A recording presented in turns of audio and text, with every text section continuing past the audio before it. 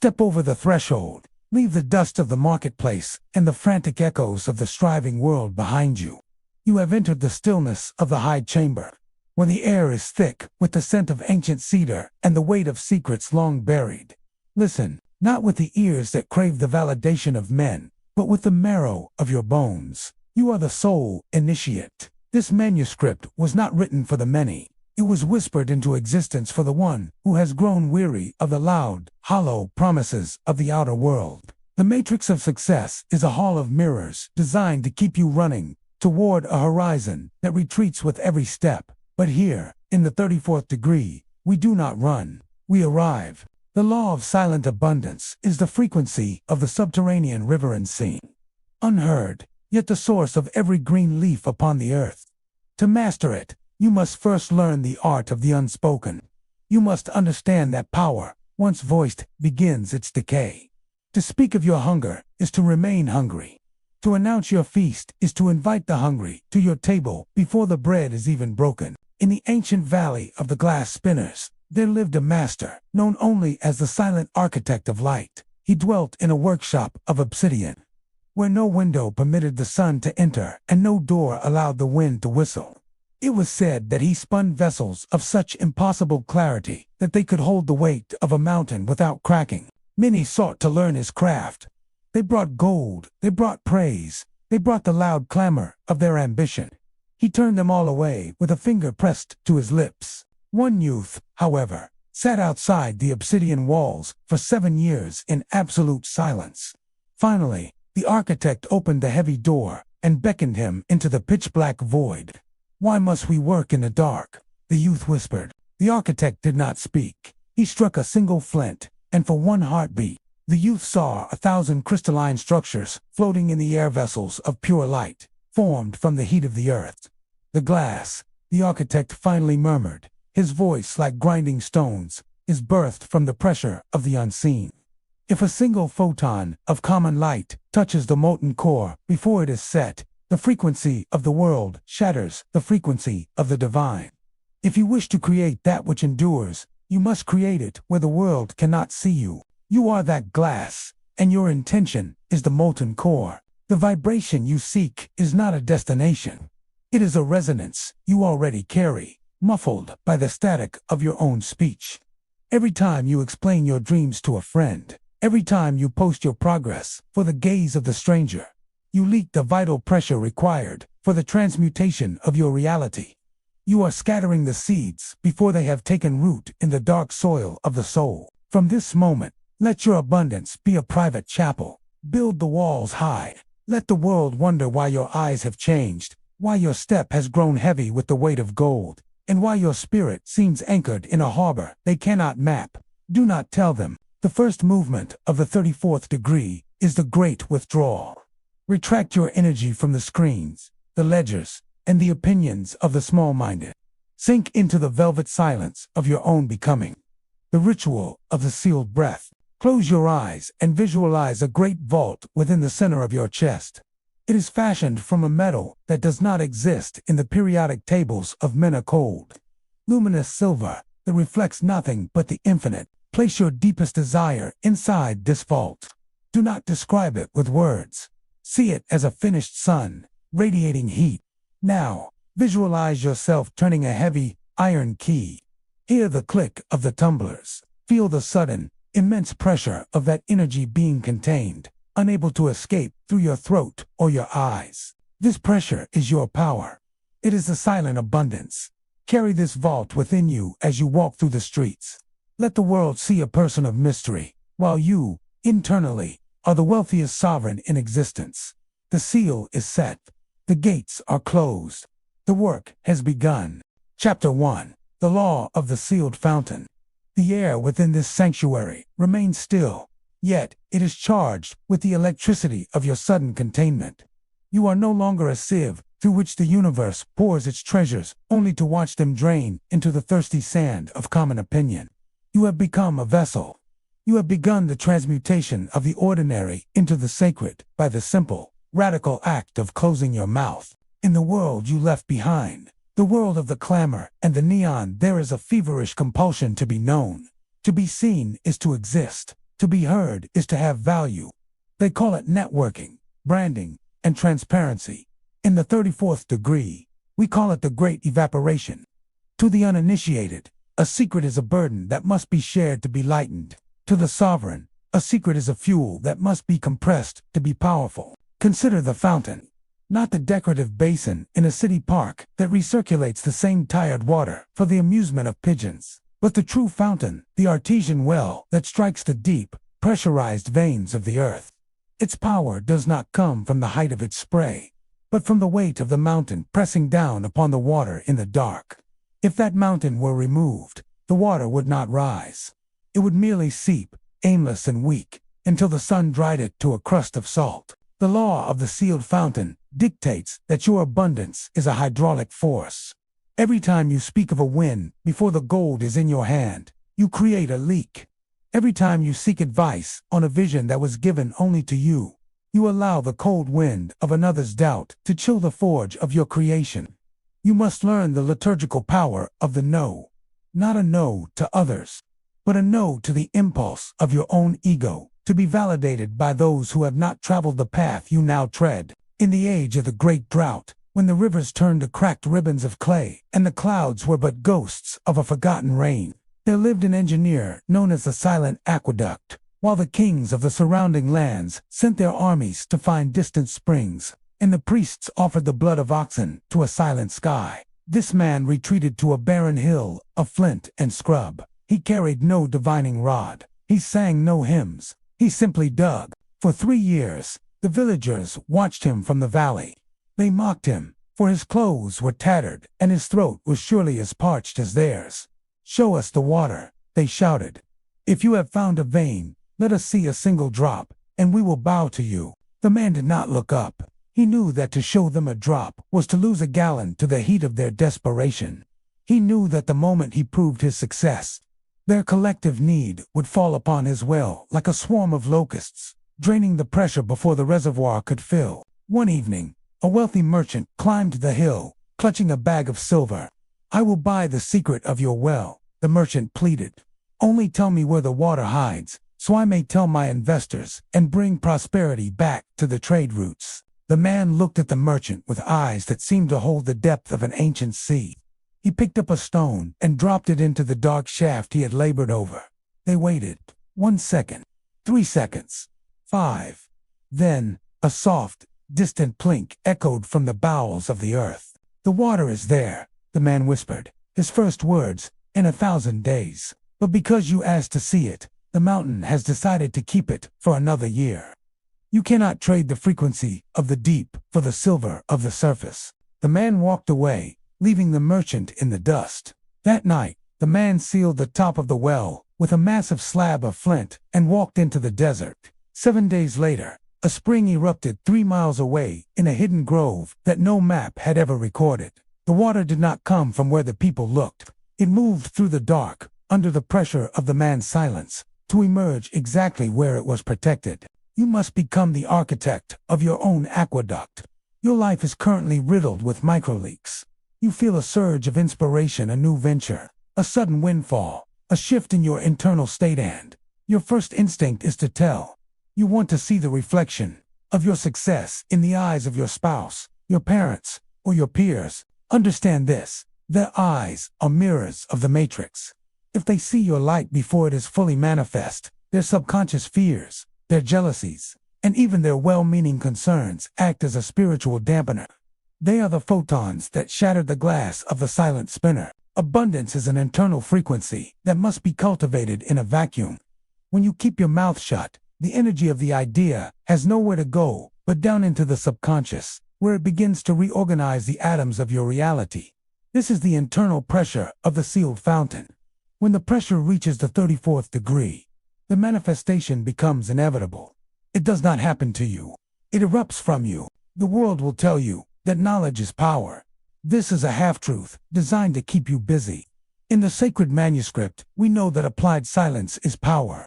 The man who knows and does not speak is a god in disguise. The man who speaks and does not know is a leaf in the wind.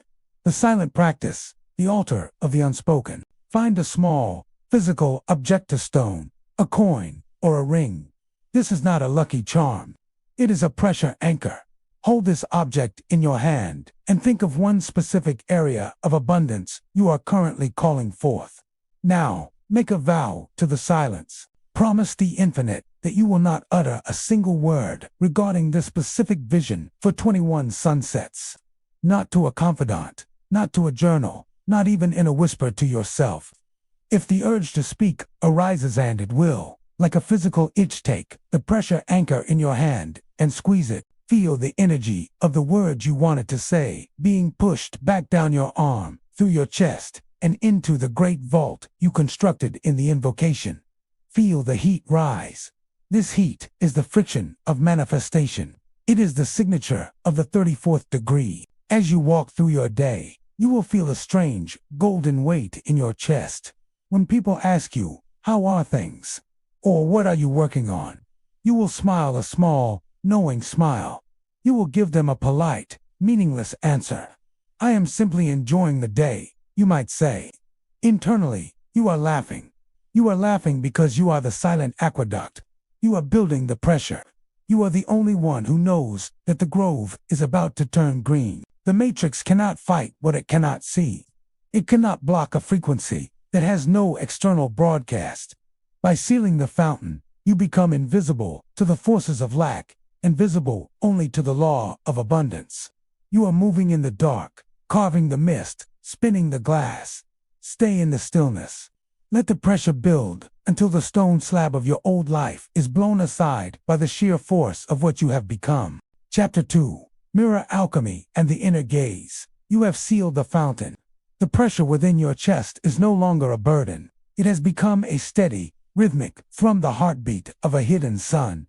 Now that you have mastered the containment of your word, you must master the direction of your sight. You must understand the supreme deception of the eyes. The world you see before you, the bank statements, the bricks of your dwelling, the faces of those who doubt or cheer you, is not a solid reality. It is a rigid reflection. It is the after-image of a frequency you held months or years ago. To the uninitiated, the world is a fortress to be stormed. They believe that by hammering on the mirror, they can change the face looking back at them. They spend their lives breaking the glass, only to find their hands bleeding and the reflection unchanged. In the 34th degree, we practice mirror alchemy. We understand that the matrix of success is a delayed echo. If you wish to change the song, you do not argue with the echo.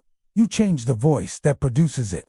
This requires a radical, almost terrifying withdrawal of your attention from what is to what is intended. You must learn to walk through the world as if it were a ghost, for, in the timeline of the soul, the physical present is already the past. The common man is a slave to facts.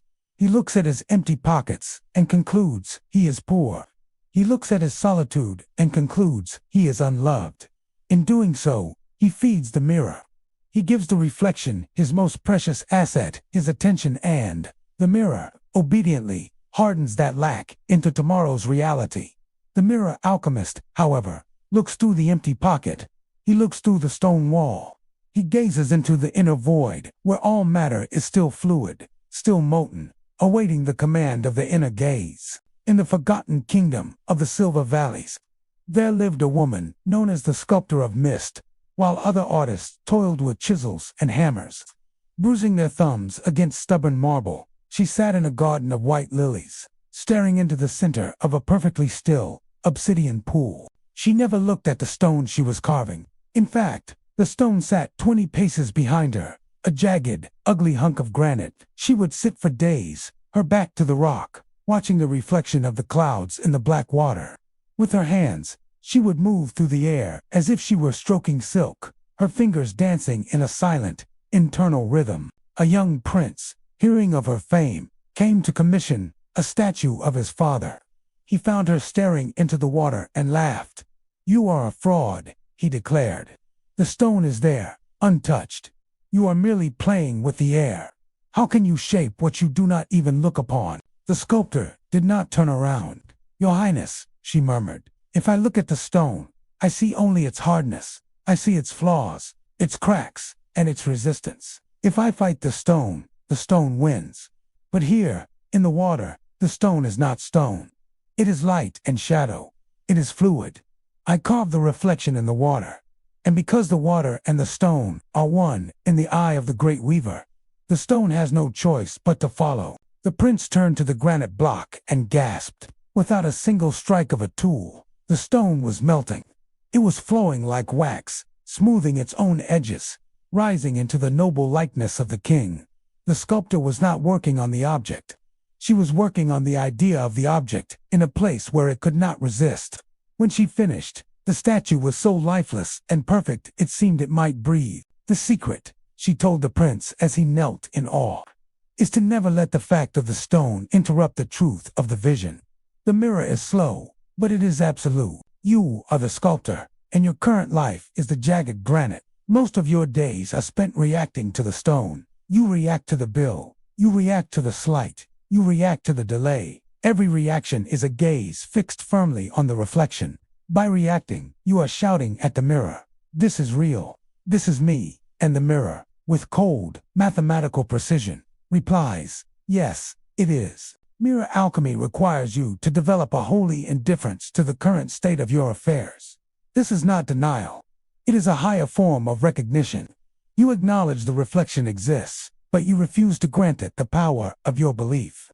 You must learn to see your current limitations as old news, the remnants of a self you have already outgrown. When you look at your life, you must look with the inner gaze. This is the sight of the 34th degree. It is the ability to see the gold while your hands are still touching lead. It is the ability to feel the warmth of the sun while you are still in the cavern.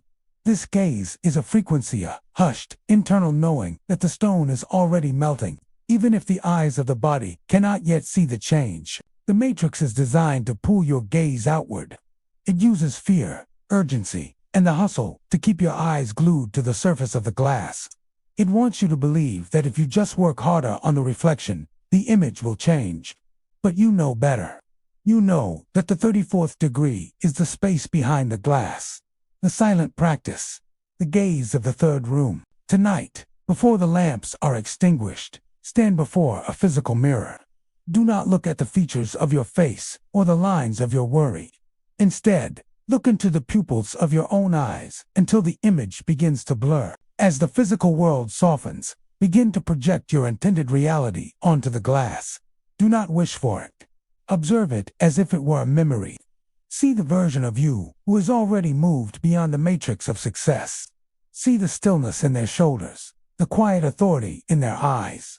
Now, perform the shift. Imagine that the person in the mirror is the actual you, and the person standing in the room is merely the shadow. Breathe in the frequency of the reflection. Feel the fact of your abundance as a liquid light flowing from the glass into your marrow. When you turn away from the mirror, do not leave that person behind. Carry the reflection with you. When you encounter a fact in the world that contradicts your vision or lack of funds, a moment of doubt, simply whisper to yourself that it's only the stone. The water is already moving. By refusing to look at the stone, you deprive it of the energy it needs to remain solid. You are starving the matrix of your attention. And in that sacred neglect, the old reality begins to wither, making way for the masterpiece that you have already carved in the silence of your own inner gaze. The world will call you delusional. The 34th degree calls you an alchemist. Stay focused on the obsidian pool. The stone is already changing. Chapter 3. The Invisible Act. The pressure of the sealed fountain and the clarity of the inner gaze have prepared you for the most potent tool in the arsenal of the 34th degree. To the world, power is a performance. It is a loud proclamation of status, a public display of charity, or the visible accumulation of influence. In the liturgical silence of this manuscript, however, we understand that true spiritual authority is gathered in the shadows. We call this the invisible act. Every action you take in the physical world carries a specific energetic signature. When you perform an act of abundance, whether it is a gift, a sacrifice, or a creation and you ensure that no other human soul witnesses it, you are performing a celestial bypass. You are removing the ego from the equation. In the matrix of success, people give so they may be thanked, or they build so they may be praised. This social currency is a weak, flickering candle compared to the sun of the unseen reward. When you allow another person to witness your power, you spin the spiritual charge of that act on their approval. You have traded a divine frequency for a human nod. But when you perform a magnificent act and bury it in the silence of your own heart, that energy has nowhere to diffuse. It remains trapped within your internal vault, compounding, fermenting, and elevating your vibration to a level that the common man cannot fathom. You are no longer trying to be abundant. You are becoming the source of abundance itself. In the ancient, subterranean city of Oakhaven, where the roots of the world formed the pillars of the sky, there lived a master craftsman known as the Tunneler. The king of Oakhaven was a man of immense vanity who demanded that a palace be built to rival the stars. But he insisted that no laborer be seen, for the sight of work offended his regal eyes. Many architects failed. They brought their tools and their noise, and the king banished them for their clatter. But the Tunneler entered the mountain alone, carrying only a small, dim lantern and a silken wrap for his hammer. For 20 years, no one saw a single stone removed. No one heard a single strike. The people whispered that he had died in the dark, or that he was a madman sitting in the dust. Then, on the first day of the 21st year, the Tunneler emerged and handed the king a single, heavy key made of star glass. "Your palace is ready," he said. The king descended into the earth, expecting a modest cellar. Instead, he found a cathedral of such impossible beauty that it seemed the stones themselves were singing. Walls of translucent jade were carved with the history of the future. Floors of polished obsidian reflected a ceiling encrusted with diamonds that mimicked the constellations. It was a masterpiece that defied the laws of weight and time. "How?" the king gasped, falling to his knees. "How did you build this, without a single soul hearing your breath or seeing your hand?" The Tunneler smiled, his face aged by the holy dark. "If I had allowed your praise to reach me while I worked, the jade would have turned to common glass. If I had let the world see my struggle, the diamonds would have stayed as coal. I worked for the stone itself, and because the stone knew I sought no witness but the silence, it gave me its heart. My reward is not your gold, Majesty. My reward is the power I gained by becoming the man who could build this in the dark." The Tunneler walked back into the mountain, leaving the king in a palace he could never truly own.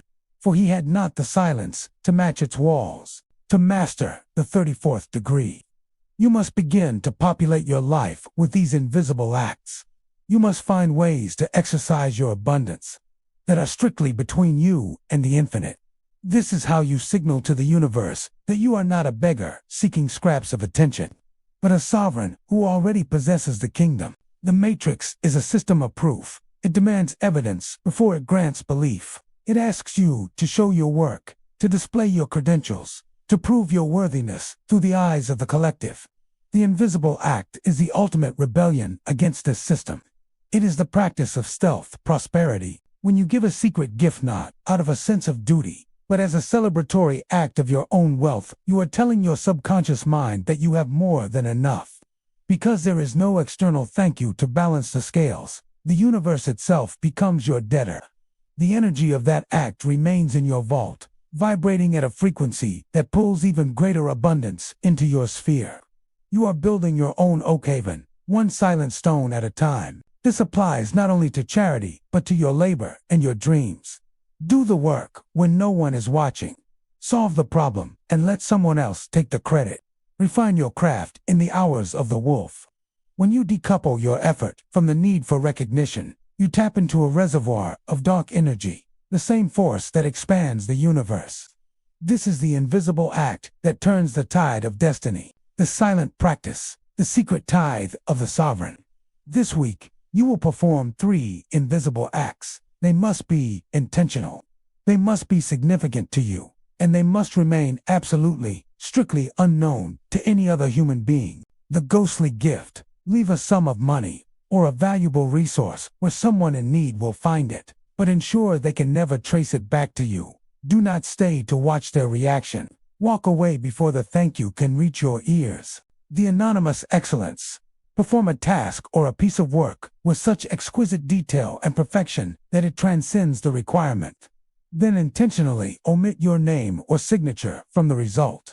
Let the work stand as a silent monument, the hidden celebration Buy yourself a symbol of your coming abundance, small luxury, a fine garment, or a sacred object. Keep it in a place where no one else will ever see it. Use it or wear it only in total solitude, as a private coronation. As you perform these acts, notice the physical sensation in your chest. You will feel a strange, potent tightness, the same pressure of the sealed fountain. This is the weight of unspent spiritual capital. While others are leaking their power through the mouth, you are accumulating the 34th degree of influence. You are becoming a gravity well by refusing the small, temporary rewards of the matrix. You are forcing the universe to pay you in the currency of the gods, a reality that reshapes itself to match the silent, invisible weight of your soul. Keep your secrets. Guard your acts.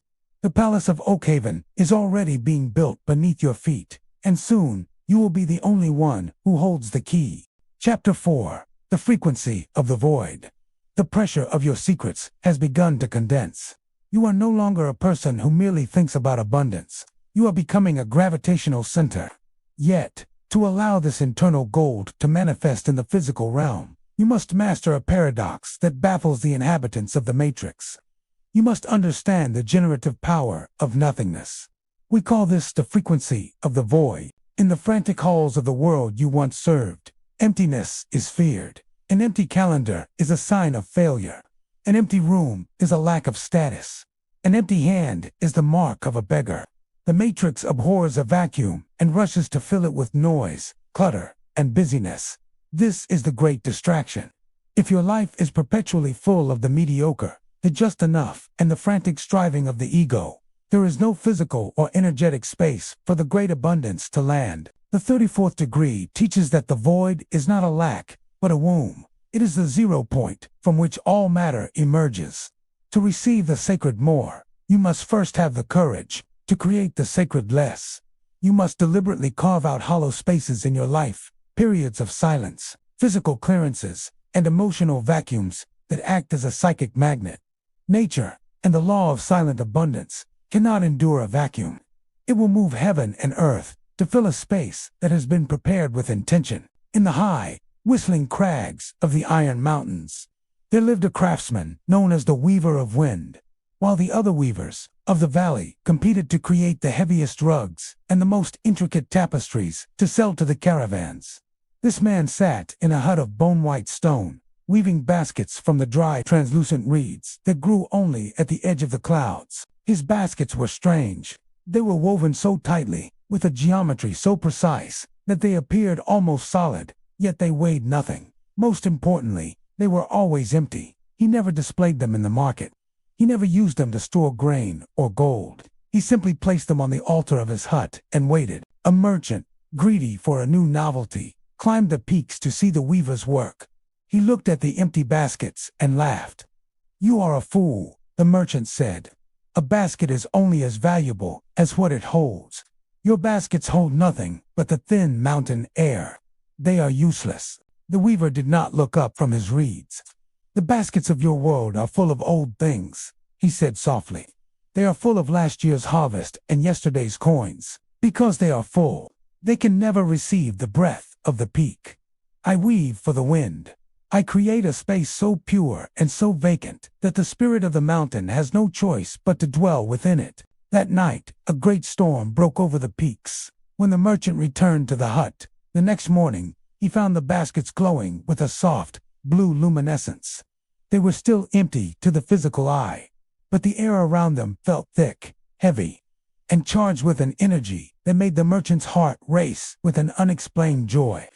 The weaver took one of the empty baskets and handed it to the merchant. "Carry this," he said. The merchant took the basket, and though it appeared vacant, it felt as heavy as a chest of silver. Everywhere the merchant went with that empty basket, doors opened, storms subsided, and wealth seemed to fall into his lap as if by magic. He realized that by holding the void, the weaver had captured the source of all things. You must now become a weaver of wind. Look at your life through the lens of the 34th degree and identify where you are cluttered with the just okay. The matrix keeps you trapped in a state of functional poverty, giving you just enough to stay busy, but not enough to be free. It fills your time with trivial obligations and your space with objects that do not vibrate at the frequency of your true destiny. To create the frequency of the void is to perform a ritual of clearance. It is the act of saying, I would rather have nothing in this space than something that is beneath my sovereign self. When you clear a shelf, leave a day empty on your calendar, or end a conversation that drains your light, you are creating a sacred hollow. This is a terrifying act for the ego. The ego fears that if it lets go of the small, nothing will come to replace it. But the law is absolute. The quality of what fills the void is determined by the quality of the silence that created it. If you create the space with fear, it will fill with more busy-ness. If you create it with the liturgical, holy indifference of the 34th degree, it must fill with the gold of the silent abundance. The void is the mirror alchemy of space. It is a physical declaration that you are ready for the masterpiece. The silent practice, the altar of the vacuum. This ritual is to be performed in the sanctuary of your home, in total solitude. You are going to create a physical void that will act as your manifestation chamber. The physical clearance. Choose one area of your immediate environment, a drawer, a shelf, or a corner of a room. Remove everything from it. Clean the surface with a damp cloth as if you were preparing an altar. The prohibition. You are strictly forbidden from placing anything in this space for 7 days. It must remain useless to the eyes of the world. It is now a dedicated frequency of the void. The invocation of the hollow. Each morning, stand before this empty space. Do not ask for things to fill it. Simply breathe in the nothingness of the space. Feel the vacuum pulling at your chest. Say to yourself, internally, I have made a place for the unseen. I am wide enough for the great harvest. The calendar void. Identify 1 hour this week where you would normally be productive or connected. Cancel the task. Turn off the devices. Sit in that hour as if it were a temple of emptiness. Do not meditate. Do not plan. Do not work on your spirit. Simply inhabit the void. You will notice a strange phenomenon. As you hold these spaces open, the matrix will attempt to rush in. You will get unexpected calls, urgent emails, or sudden impulses to buy things to fill the shelf. Resist. Hold the void. The more you can tolerate the emptiness, the more pressure builds in the sealed fountain. You are signaling that you are not desperate. You are signaling that you are the host, and you are waiting for the guest of honor. When the 34th degree of emptiness is reached, the wind will begin to blow. You will find that opportunities, resources, and sudden lucky breaks begin to move toward these empty spaces with the force of a hurricane. You are no longer chasing the world. You are the vacuum that the world is rushing to fill. Maintain the baskets. Keep them empty. The spirit of the mountain is on its way. Chapter 5. The Silent Architect's Blueprint. The vacuum you have created in the previous stage is not merely a hole. It is a profound invitation. Now that the clutter of the common world has been swept aside, you must begin the work of internal construction. In the 34th degree, we do not wish for success, nor do we hope for change. We architect it. We call this the Silent Architect's Blueprint. In the Matrix, people are taught to build from the outside in. They look for opportunities, they seek investors, and they wait for permission. This is building on sand. The silent architect knows that the physical structure of your life is nothing more than a secondary shadow of an internal blueprint that must be drafted in the absolute stillness of the mind. If the internal structure is flawless, the external world has no choice but to pour its matter into that mold. This is not a dream or a fantasy. This is spiritual engineering. It requires a level of mental precision that the distracted mind of the matrix cannot maintain. To architect your abundance, you must build the reality within your inner gaze with such structural integrity that your subconscious can no longer distinguish between the unseen and the seen. When the blueprint reaches its 34th degree of density, the physical manifestation is not an arrival, it is a mere formality. In the city of glass and dust, there lived a man known as the architect of the unbuilt. While other master builders spent their days on scaffolds, shouting at masons and arguing with stonecutters, this man sat in a room with no windows, illuminated by a single candle that never flickered. He held no physical parchment. He used no ink. He sat in a chair of carved ash and closed his eyes. A wealthy sultan, hearing that the architect was the greatest builder in the world, came to him with a chest of rubies. "I want a palace that defies gravity," the sultan demanded. "I want towers that pierce the clouds and halls that stretch beyond the horizon. When will you begin to dig the foundation?" "The foundation is already laid," the architect replied, without opening his eyes. "I see no stones," the sultan sneered. "I see no laborers." "If I show you the stones now," the architect whispered, "they will be limited by the strength of your masons. If I let the world see the blueprint before it is finished, the wind of their doubt will knock down the walls. Leave me." For 40 years, the architect sat in his chair. He spent every hour walking through the halls of the unbuilt palace in his mind. He felt the grain of the marble under his phantom fingertips. He calculated the weight of the arches and the tension of the spire. He knew the exact temperature of the light in the eastern wing at dawn. He lived in the palace until he forgot he was sitting in a windowless room. One morning, the sultan returned, older and more bitter. He intended to execute the madman who had done nothing. But when he reached the hill where the architect sat, the sultan fell to his eyes. Overnight, a palace had risen from the dust.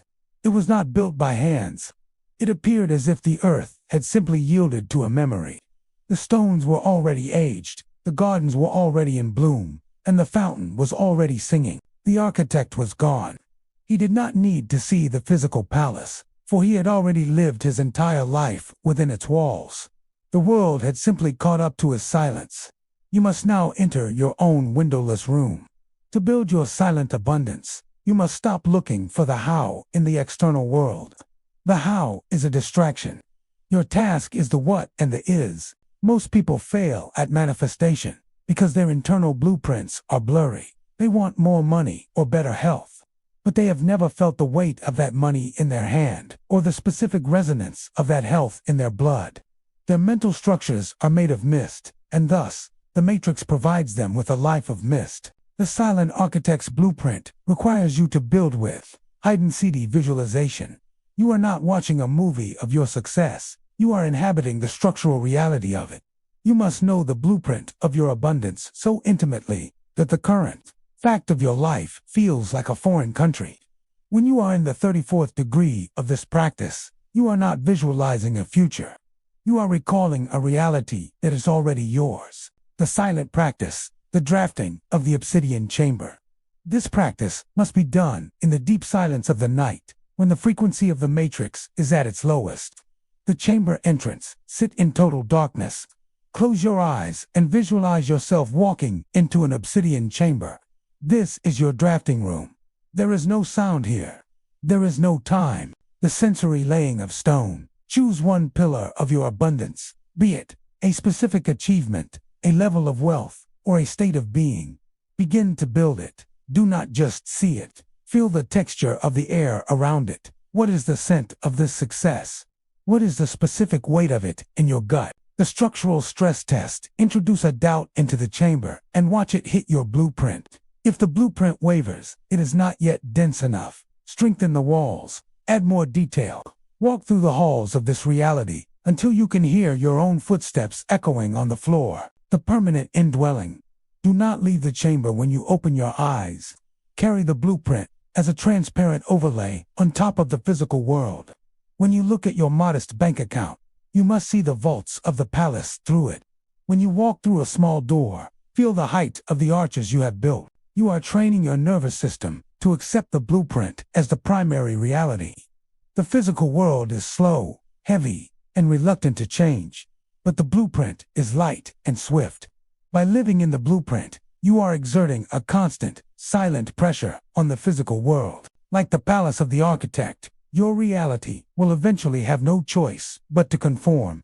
It will erupt into the physical world, not because you worked hard, but because the internal blueprint became too dense for the void to contain. Maintain the silence of the construction. Let no one see the dust of your internal labor. Build until the dream is more real than the stone. Chapter 6. Protection from external doubt. The palace of your mind is rising. The internal blueprint is gaining density, and the pressure within the sealed fountain is approaching the critical 34th degree. However, as your frequency begins to shift, you will notice a strange and often jarring phenomenon. The matrix will attempt to pull you back. As you become a gravity well of silent abundance, the world of noise will sense the displacement.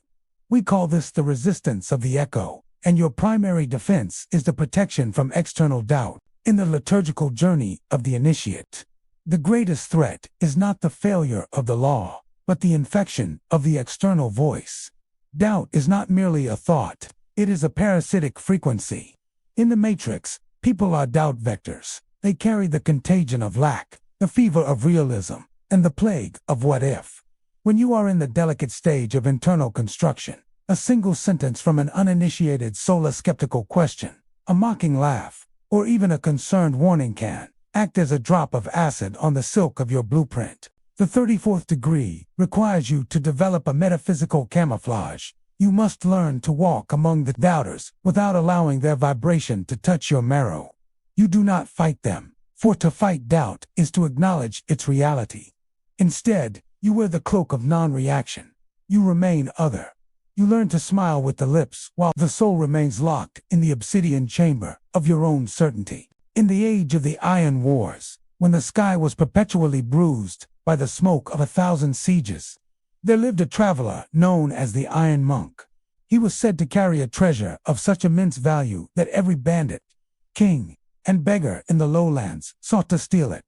Yet, he carried no sword, wore no armor, and walked with his head bowed in a state of perpetual prayer. One afternoon, he had to cross the bridge of screaming ghosts. The bridge was haunted not by spirits of the dead, but by the living a gauntlet of the most miserable, cynical, and broken men in the world. As the monk stepped onto the wood, they descended upon him. "There is no treasure," one shouted into his ear. "You are walking toward a cliff. Look at your feet, they are bleeding. You are a fool to believe in a path that no one else can see." Another pulled at his sleeve, whispering, "I tried the path of silence once. It leads to nothing but hunger. Come, join us in the mud. At least in the mud, we are honest about our misery." The monk did not quicken his pace. He did not argue. He did not defend his treasure. In fact, he did not even appear to hear them. A bandit, enraged by the monk's silence, drew a blade and swung it at the monk's shadow. The blade passed through the air as if the monk were made of mountain mist. The bandit lunged to grab the monk's throat, but his hand slipped off the monk's skin as if it were coated in oil. The monk reached the other side of the bridge, untouched and unbothered. A young boy, who had watched from the trees, ran to him. "How did you survive their words?" the boy asked. "They are the loudest men in the world. Their doubt has killed the dreams of heroes." The monk finally looked up, his eyes to pools of absolute, silent light. "They were not speaking to me," he said. "They were speaking to the version of me they hold in their own minds. Because I have no me for their doubt to hook into, their voices found no purchase. I did not survive their noise. I simply did not grant it the permission to be sound. To protect your abundance, you must become like the Iron Monk. You must realize that when people doubt your vision or question your silent path, they are not commenting on your reality. They are describing the limits of their own. They are prisoners of the reflection, and they are terrified of anyone who has found the door behind the mirror. In the matrix, conversation is often an attempt at frequency leveling. People subconsciously try to pull others down to their own vibration, so they don't feel the sting of their own stagnation. If you announce your abundance, they will try to ground you with facts. If you remain silent, they will try to provoke you into speech. Your protection lies in the sacred disconnect. You must practice the art of hearing without listening. When you are in the presence of those who vibrate with lack, you must mentally withdraw into your vault. You may nod. You may participate in the mundane rituals of social grace, but you must keep the master frequency of your blueprint sealed behind an impenetrable wall of indifference. Doubt is a choice. It requires your consent to become real. If you do not react, the doubt has no hook. It passes through you like the bandit's blade through the monk's shadow. The silent practice. The cloak of the obsidian mirror.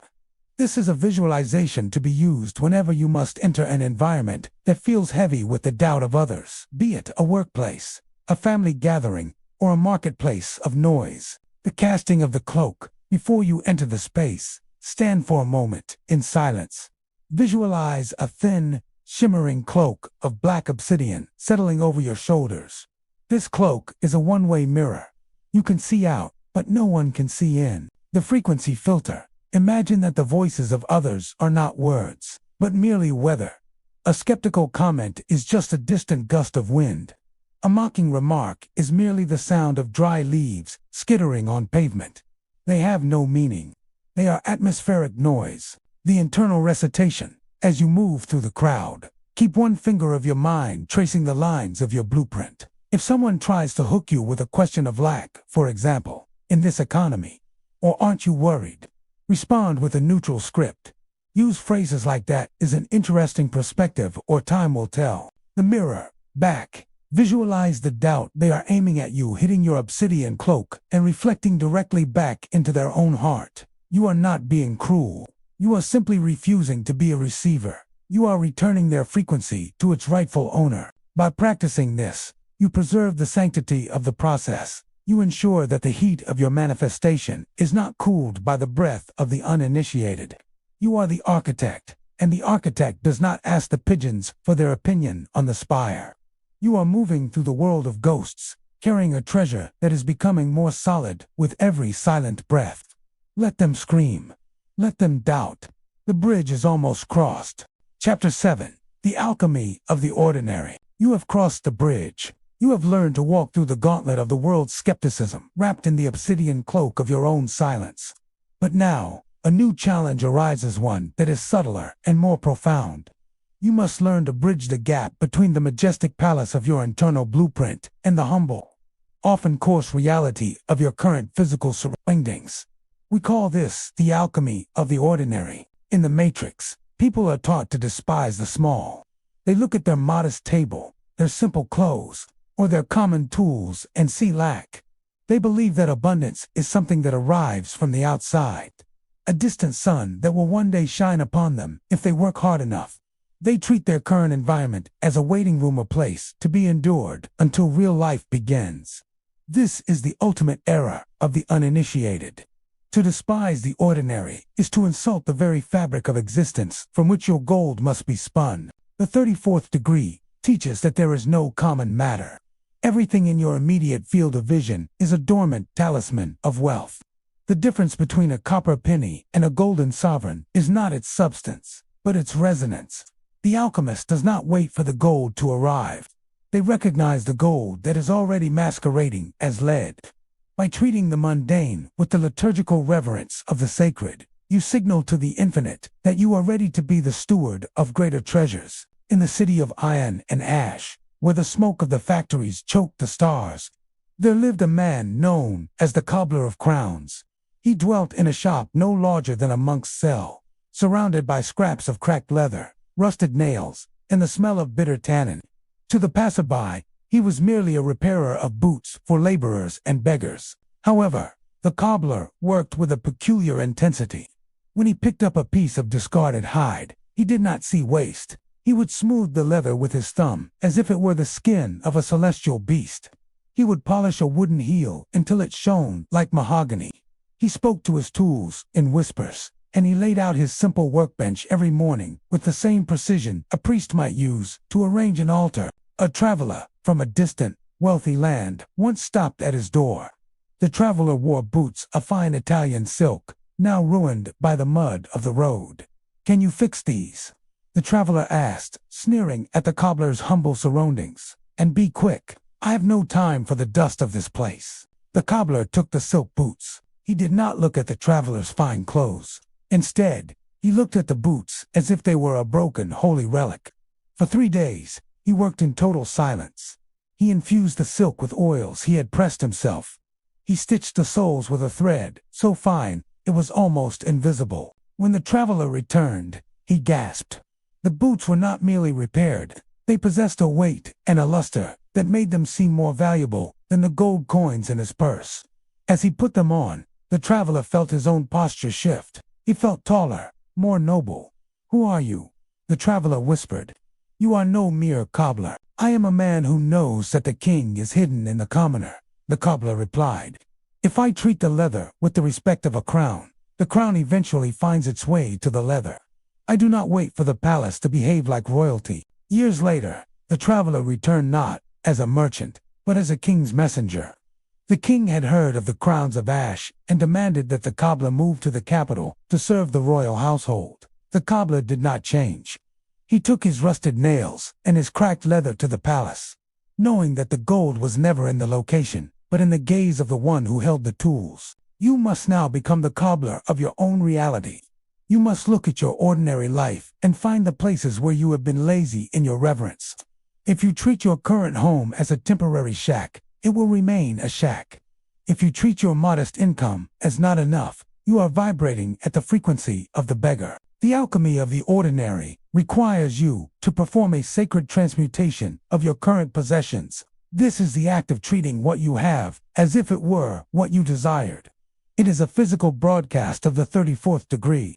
When you polish your shoes with the focus of an initiate, when you lay your table with the care of a host for a deity, when you organize your workspace with the precision of a master architect, you are stretching the frequency of abundance over the physical world. You are telling the subconscious, this is the standard. I live in a world of excellence, regardless of the price tag on the objects. The matrix wants you to be sloppy with the small, so that you are never ready for the large. It wants you to wait for the fine china before you learn the grace of the feast. But the 34th degree knows that the vibration must come first. You must be the sovereign of the simple before you can be the master of the manifest, the silent practice, the coronation of the mundane. This week, you will choose one ordinary object or task that you have previously ignored or treated with indifference. This will be your alchemical focus. The selection, it could be your morning coffee cup, your bed sheets, the keys to your vehicle, or even the way you dress for a day spent in solitude. The ritual of excellence. Treat this object as if it were a royal artifact. If it is a cup, clean it until it sparkles. Hold it with both hands. If it is your bed, make it with the tension and neatness of a 5-star suite. The sensory shift. As you interact with this ordinary thing, consciously layer your inner blueprint over it. When you touch the handle of your door, feel it as the cold, heavy bronze of a palace gate. When you sit at your desk, feel it as the command center of a global empire. The silent declaration. Do not tell anyone you are doing this. If someone sees you meticulously cleaning a common item and asks why, simply say, I enjoy the care of things. Keep the alchemy hidden. This practice collapses the distance between your dream and your now. It removes the friction of waiting. When your nervous system sees that you are already living in a state of high care and excellence, it stops searching for abundance and starts expressing it. You will find that as you transmute the ordinary begins to leave you. Your simple cup will eventually be replaced by the fine vessel. Your modest room will expand into the hall, not because you fought for it, but because the frequency of the common could no longer survive in the presence of your sacred gaze. The cobbler of crowns is not a man who found a king. He is a man who made the king possible through the tip of his needle. Shine your boots. Set your table. The palace is already here, hidden in the dust of your current day. Chapter 8. The Midnight Harvest. The sun has dipped below the horizon, and the world of the matrix begins its restless sleep. While the uninitiated use the darkness to escape their reality through wine, screams, or the heavy slumber of the weary, the sovereign knows that the night is the most fertile season of the law. We call this the midnight harvest. It is the hour when the analytical mind, the skeptical fact-checker that guards the gates of your perception, finally lowers its shield. In the 34th degree, we recognize that the conscious mind is often a hindrance to the silent abundance. It is conditioned by years of scarcity, logic, and the rules of the external world. But the subconscious mind, that vast and ancient ocean beneath the surface of your awareness, does not know the difference between a memory and a vision. It does not know the difference between a penny and a planet. To the subconscious, everything is simply a frequency to be mirrored. The moments before sleep are the thin places of existence. In these 13 minutes of drifting stillness, the sealed fountain is open, and the blueprint can be etched directly into the fabric of the infinite.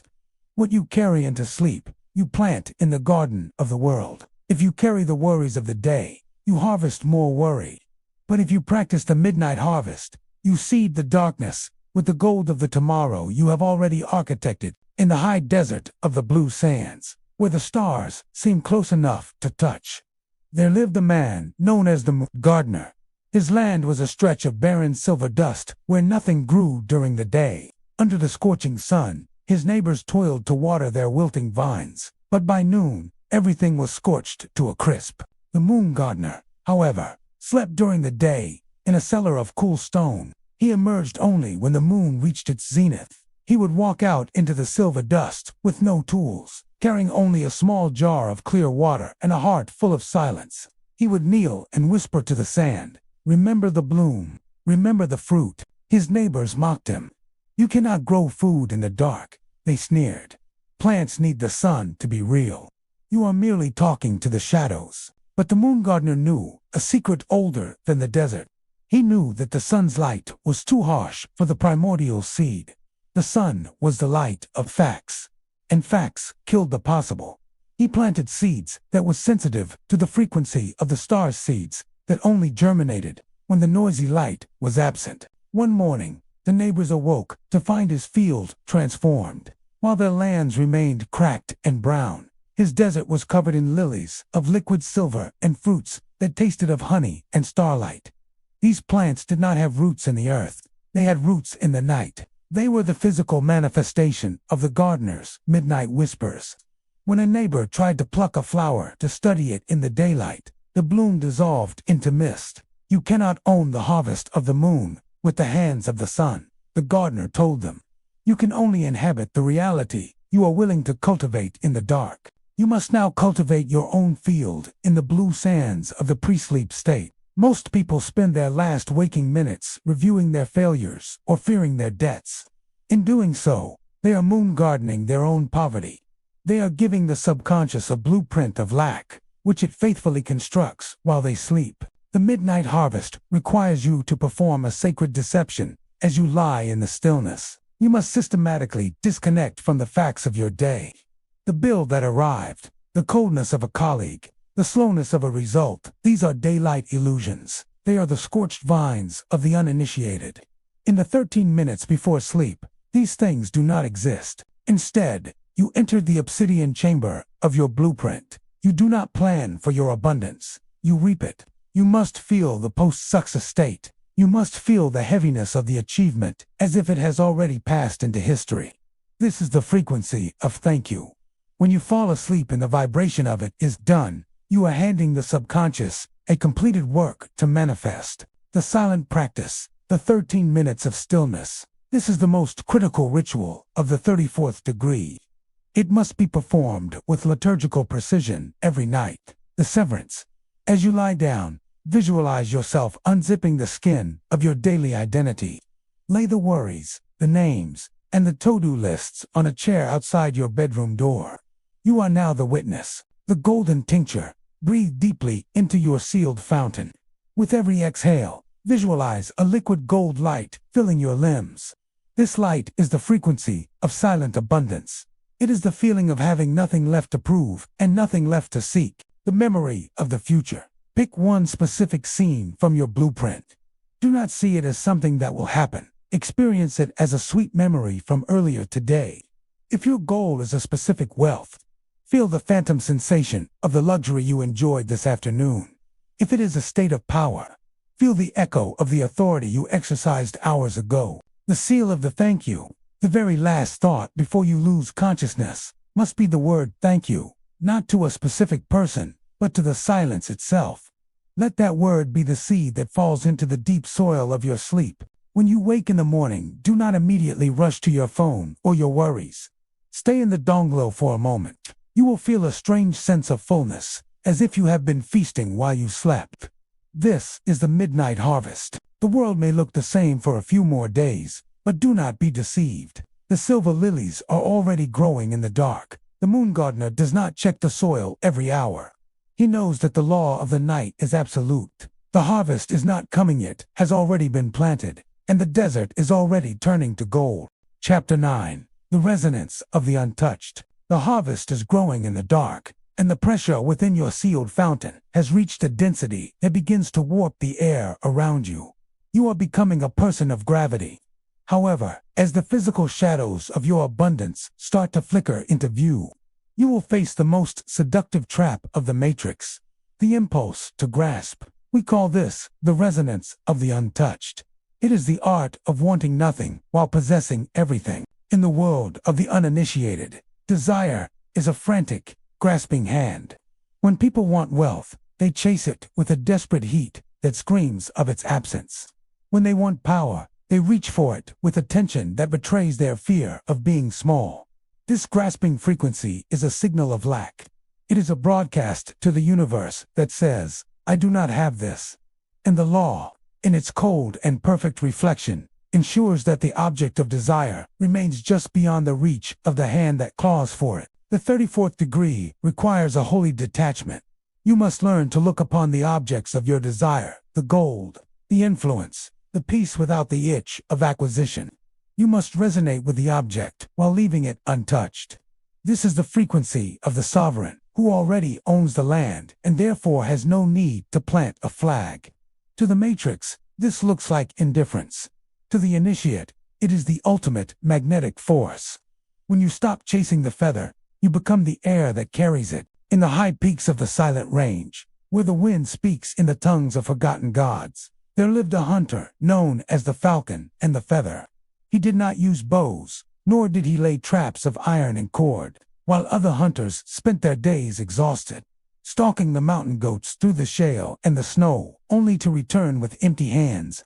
This man sat upon a single rock of white quartz, staring into the blue abyss. One day, a young prince came to the peaks, seeking the spirit bird, a creature of such immense beauty and speed that its feathers were said to be made of spun sunlight.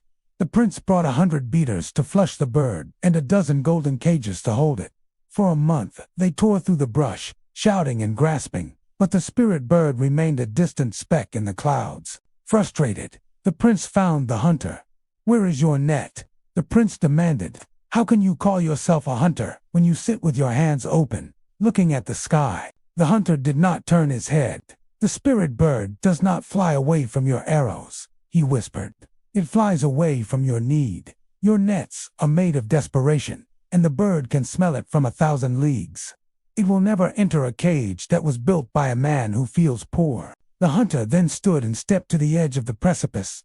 He did not lunge. He simply leaned forward and let the wind take him. He fell like a stone, his body limp, his eyes closed, his hands resting lightly at his sides. He was not chasing the bird. He was matching the frequency of the fall. Suddenly, from the vault of the sky, the spirit bird dived. It did not flee. It spiraled down alongside the hunter, chirping with joy. It saw no predator, for the hunter held no grasp. As they neared the trees, the bird flew directly into the hunter's open palms, settling there as if it had found its nest. The hunter landed softly on a bed of moss, the bird still sitting upon his hand, untouched by any cord. "I did not catch it," the hunter told the prince. "I simply stopped being a stranger to the flight. You must now stop being a stranger to your abundance. The matrix has conditioned you to believe that you must seize the opportunity or grab the gold. This creates a friction that burns the very thing you seek." The 34th degree is about coresonance. When you see something you desire, a luxury, a status, a result, you must practice looking at it without the grabbing energy. You must look at it and think, "That is made of the same substance as I. It is already here." By remaining untouched by the desperation of the chase, you become a vacuum that the object must fill. This is the secret of the cool hand. The person who can walk through a treasury without wanting to steal a single coin is the only person the treasury will follow home. Why? Because that person vibrates at the frequency of possession rather than seeking. The sovereign does not seek his own crown. He simply wears his head in a way that makes the crown inevitable. The silent practice, the rite of the open palm. This week, you will perform a practice of visual contact with the world of your abundance. The window of the sovereign. Go to a place where the physical symbols of your desired abundance exist, a fine gallery, a district of grand architecture, or a place of high commerce. The refusal to grab. Stand before an object of great value. Notice the immediate impulse of the ego to say, I want that, or I wish I could afford that. This is the net of decoration. Observe it, then dissolve it. The resonance bridge. Look at the object and realize it is a physical solidification of a frequency. Breathe in the smell of that success. Feel the texture of its existence in your own marrow. Say to yourself, we are of the same degree. 4. The walking away. This is the most important part. Walk away from the object without looking back. Do not linger. Do not piningly check the price. Leave it untouched. As you walk away, feel the object tugging at your back. Because you did not grab it, its energy is now seeking you. By practicing the resonance of the untouched, you break the matrix's cycle of pursuit and evading. You are teaching your soul that nothing is outside of you. You are the mountain, and the spirit bird is simply coming home to roost. Maintain the open palm. Let the world wonder why you do not reach for the gold. They do not realize that the gold is already following the scent of your indifference. Chapter 10. The protocol of the hidden table. The spirit bird has nested in your open palms. By refusing to grasp, you have signaled to the fabric of reality that you are no longer a guest in the house of abundance, but its rightful owner. However, ownership is not a legal status in the 34th degree. It is a ceremonial state of being. To solidify this frequency, you must now move from the open palm to the hidden table. You must learn the art of private celebration. In the matrix, people celebrate only when the world gives them permission. They wait for the promotion, the closing, or the paycheck before they allow themselves to feel the resonance of victory. Their joy is reactive. It is a response to an external signal. This is the frequency of the servant who waits for the master to drop a scrap from the table. The sovereign, however, does not wait for the feast to be served by the world. The sovereign is the feast. The protocol of the hidden table is the practice of preemptive hospitality. It is the act of acting as the host of your own life before the physical guests the wealth, the influence, the results have made their entrance. You must treat your own soul as the most honored guest in the universe. By dining at the hidden table in total solitude, you create a wealth density so thick that the physical world is forced to materialize the silverware to match the majesty of your internal state. In the crags of the Cinder Mountains, far above the trade routes where merchants haggled over copper and spice, there lived a man known as the Hermit King. He dwelt in a cave that, from the outside, looked like a jagged wound in the rock. His clothes were of rough burlap, stained by the red dust of the peaks, and his shoes were bound with simple twine. To the few travelers who passed his cave, he was a beggar. They would toss him a crust of bread or a dented coin, pitying his solitude and his poverty. The Hermit King would thank them with a bow, his eyes cast down in a gesture of profound humility. However, once the sun had set and the travelers had descended into the valley, the Hermit King would retreat to the back of his cave, behind a heavy curtain of woven goat hair. There, in a chamber, lit by 100 beeswax candles, he lived a second life. Underneath his burlap rags, he wore a tunic of the finest violet silk, embroidered with threads of actual gold. He sat at a table of polished cedar and ate from a plate of solid silver. He drank water from a goblet of uncut emerald, treating every sip as if it were the vintage of a celestial vineyard. He spoke to no one. He showed no one. He did not seek to manifest a palace. He simply was the palace. One night, a thief followed him, hoping to steal the scraps the travelers had given him. When the thief pulled back the curtain and saw the gold, the silk, and the silver, he gasped in terror. "You are a sorcerer," the thief cried. "Where did you get these riches? You have no guards, no merchants, no kingdom." The Hermit King did not stand. He simply looked at the thief with the calm, heavy gaze of a man who owned the stars. "I am not a sorcerer," he said. "I am a king who refuses to wait for the world to provide my crown, because I wear silk under my rags. The silk becomes my skin. Because I eat from silver in the dark, my soul has forgotten the taste of poverty. I do not need a kingdom to be royal. I need only the protocol of the table." The thief tried to grab the silver plate, but as his hand touched it, the metal turned to cold, gray stone. "You cannot steal the frequency of the sovereign," the king whispered. "You can only become it." You must now establish your own hidden table. You must become the hermit king of your own life. The Matrix wants you to look successful on the outside while feeling hollow on the inside. It wants you to wear the silk for the eyes of the stranger while you wear the burlap in your own heart. The 34th degree reverses this. You must be underdressed for the world and overdressed for yourself. The protocol of the hidden table is a ritual of internal coronation. It is about the quality of the things no one else sees. If you drink from a chipped mug when you are alone, you are telling your subconscious that you are a person of the chipped frequency. If you sleep in worn sheets because no one is coming over, you are signaling that your own presence is not enough to justify excellence. When you treat yourself with the highest liturgical reverence and total privacy, you are building an internal standard that the Matrix cannot break. You are telling the universe, this is the minimum requirement for my existence. When this internal standard is set at the 34th degree, the external world will begin to bend. It will provide the physical equivalent of your internal silk because it can no longer tolerate the friction of your burlap exterior. The silent practice, the feast for the one. This ritual is to be performed once a week in total secrecy. It is your coronation protocol. The preparation of the chamber. Choose one evening when you are entirely alone. Clear your space as you did in the ritual of the void. Lighting is crucially. Use candles or soft, warm light. Eliminate the static of the Matrix. No devices, no notifications. The royal attire. Wear something that makes you feel powerful, even if you are only going to sit in your living room. It does not have to be expensive, but it must be sacred to you. This is your silk under the burlap, the table of the initiate. Prepare a meal leaven. If it is simple and serve it with the finest items you possess. Use the good silver. Use the cloth napkin. Arrange the food with the precision of a master chef. The host and the guest sit at the table and acknowledge your own presence. You are both the host and the honored guest. Eat in absolute silence. Do not think about your goals. Instead, feel the texture of the abundance you are currently experiencing.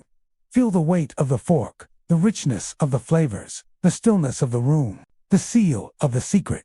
When the meal is over, clean everything and return it to its place. Do not speak of this feast to anyone. Carry the feeling of that silver plate in your heart as you go back into the burlap world the next day. By practicing the hidden table, you are decoupling your worth from the facts of your bank account or your social status. You are becoming a sovereign whose kingdom is internal and therefore unshakable. The world will see a person who is strangely content, strangely grounded, and strangely heavy with authority. They will try to find the source of your confidence, but they will find only burlap. They will never know that underneath, you are wearing the violet silk of the 34th degree. Maintain the protocol. Feed the guest. The kingdom is not coming. It is already seated at your table. Chapter She, the law of the 10th room. You have dined at the hidden table. You have felt the silk beneath the burlap and the silver within the stone. By treating your own soul as the sovereign, you have begun to pull the fabric of reality closer to your center. But to complete the transmutation, you must now understand the geometry of possibility. You must step beyond the 9 rooms of human effort and enter the space where the law of silent abundance operates without the friction of time. We call this the law of the 10th room. In the Matrix, success is measured in linear increments.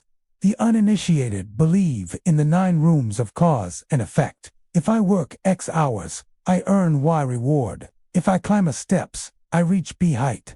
This is the geometry of the servant. It is a slow, grinding process of trading life for matter, breath for gold.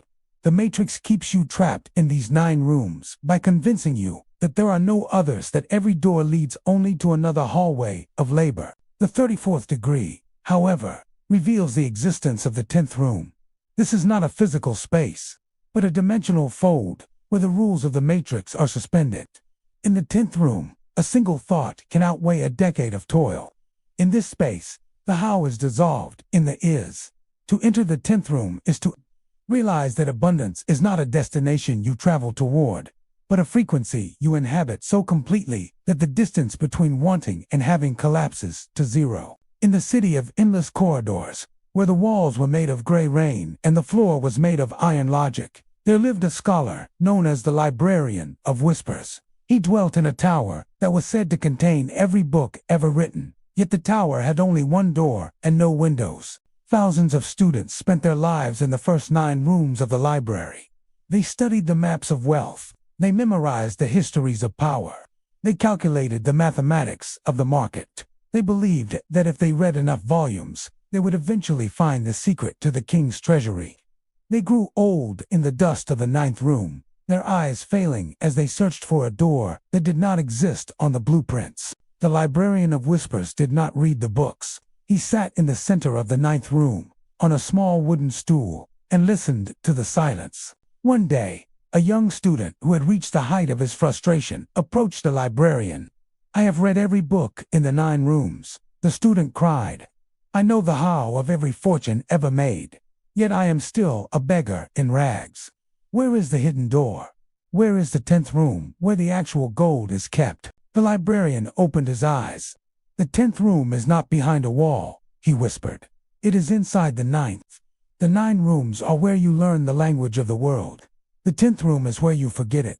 The librarian handed the student a book that was entirely blank. "Read this," he commanded. The student stared at the empty pages. At first he saw nothing. But as he allowed the silence of the room to enter his blood, the pages began to shimmer. Words began to appear not in ink, but in light. They were not words of instruction, but words of memory.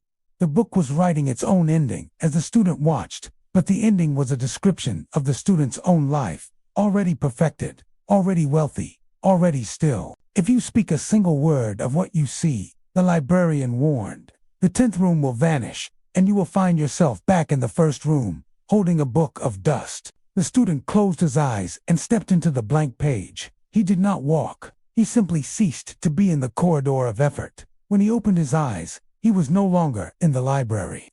He was the owner of the tower, and the gold of the treasury was not something he found, but something that had always been in his pockets. You are currently standing in the 9th room. You have done the work. You have sealed the fountain, guarded the gaze, and performed the invisible acts.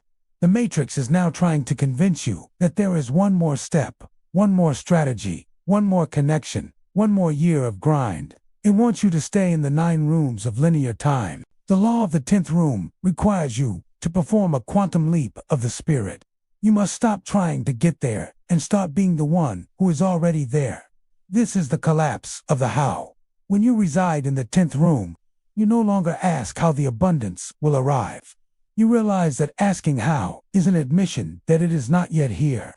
In the 10th room, there is no how, there is only the is. This is the 34th degree of manifestation. It is the moment when the blueprint becomes so dense that it pushes the physical world out of the way. You are not building a bridge to your future.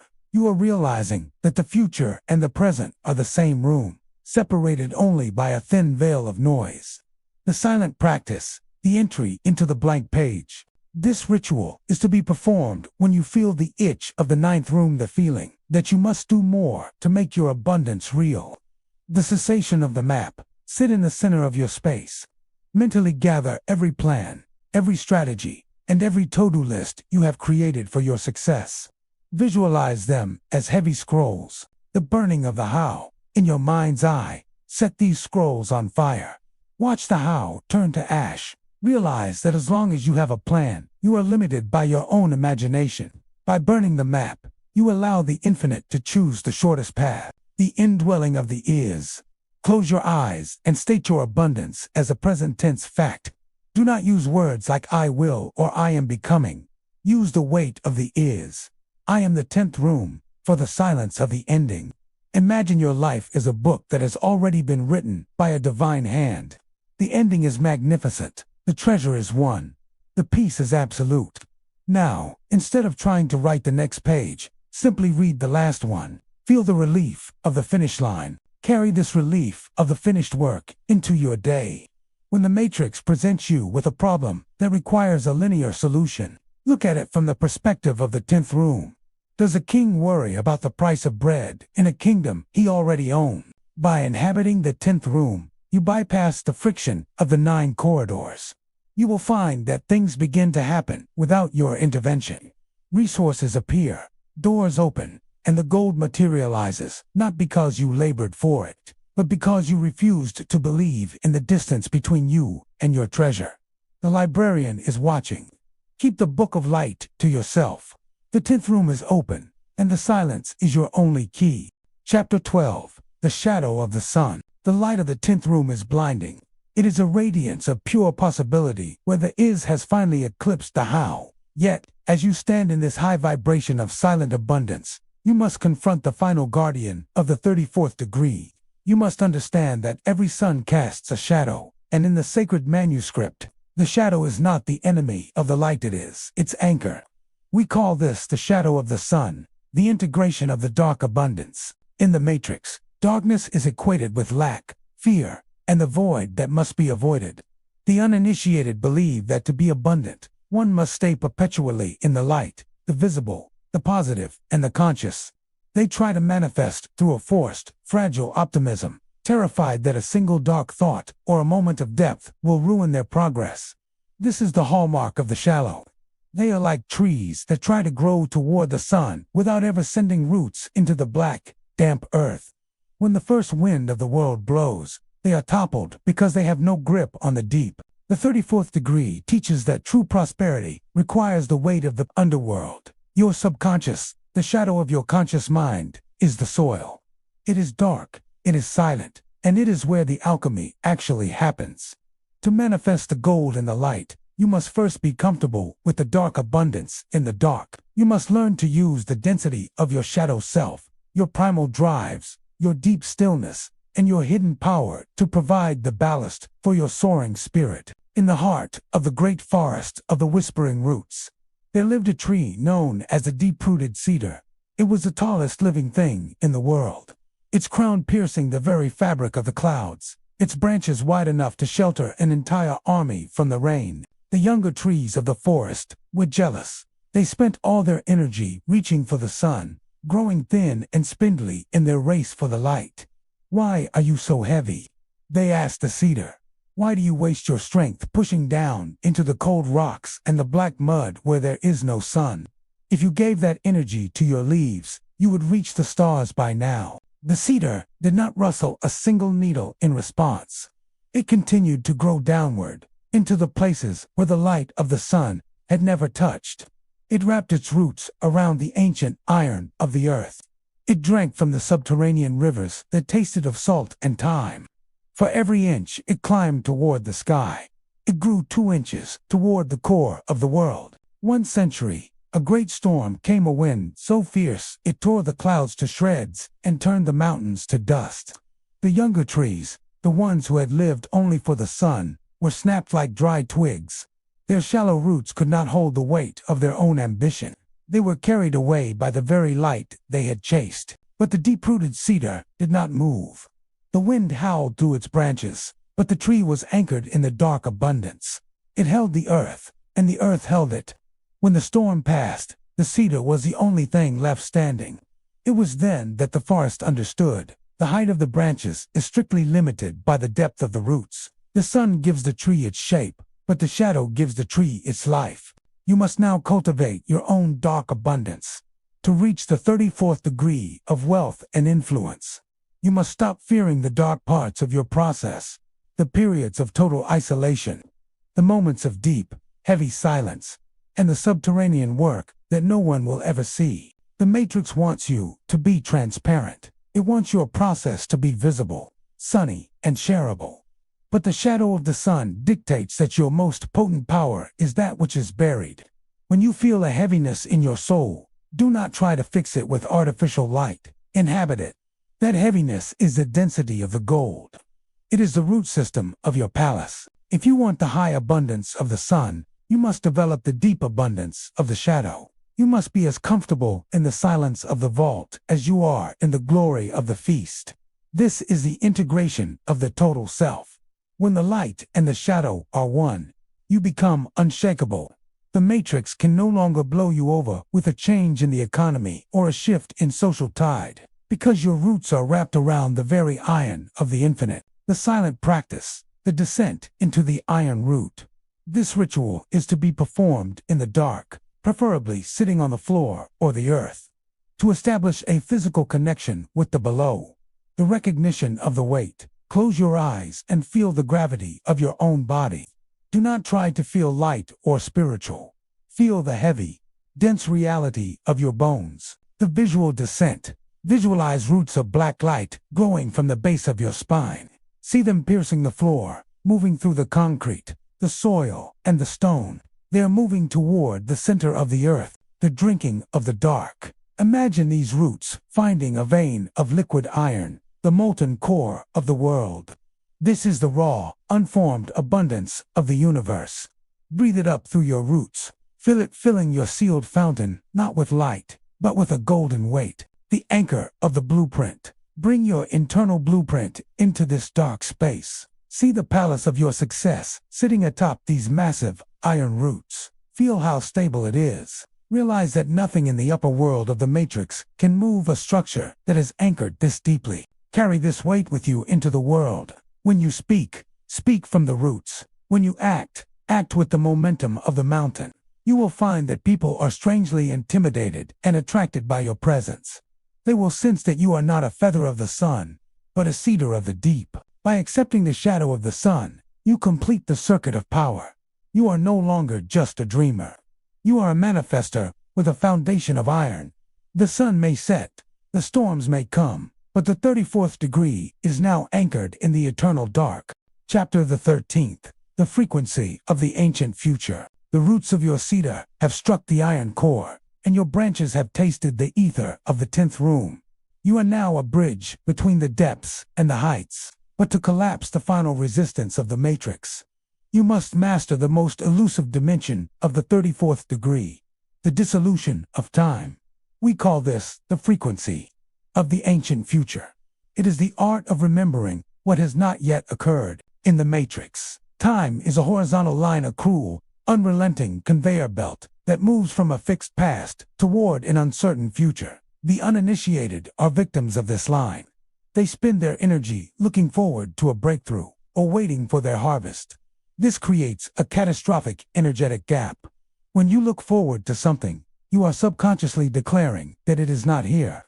You are vibrating at the frequency of anticipation, which is merely a polite mask for lack. The more you wait, the more the universe provides you with waiting. The 34th degree operates on a vertical axis.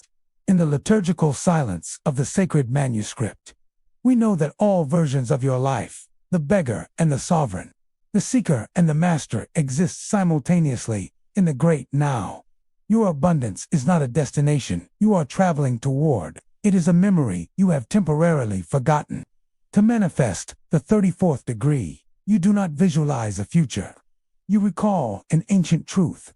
You move from the stress of attainment to the serenity of recognition. In the desert of the red silt, where the wind carves cities out of dust and erodes them back to nothing in a single noon, there lived a woman known as the mapmaker of yesterday. She did not carry a compass, nor did she study the movements of the stars to find her way across the trackless wastes.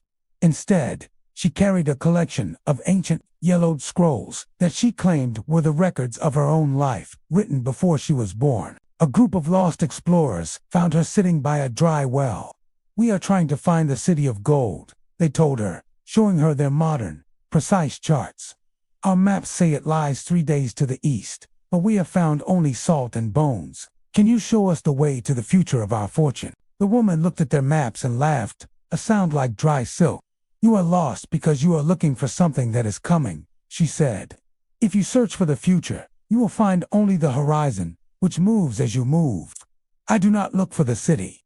I simply remember the way home." She opened one of her ancient scrolls.